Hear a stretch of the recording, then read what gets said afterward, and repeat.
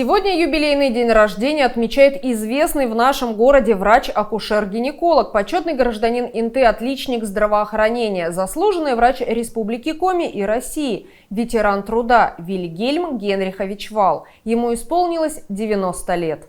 Вильгельм Вал приехал в Инту в далеком 1953 году, закончил школу номер 1, затем Архангельский медицинский институт и посвятил всю свою трудовую деятельность акушерству, которое стало для него не просто профессией, а образом жизни. «Помогать появиться на свет новому человеку – огромное счастье», – говорил Вильгельм Генрихович.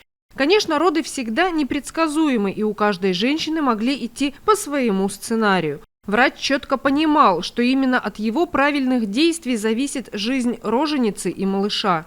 Женщина родит ребенка, мы его положим на грудь, и как она улыбается, что она говорит. Это неприходящее удовольствие. Смотреть на эту женщину. За 50 лет работы в роддоме Вильгельм Генрихович не считал, сколько он принял родов.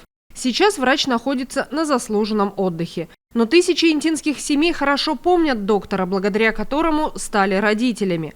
Горожане поздравляют врача с юбилейным днем рождения и желают долгих лет жизни.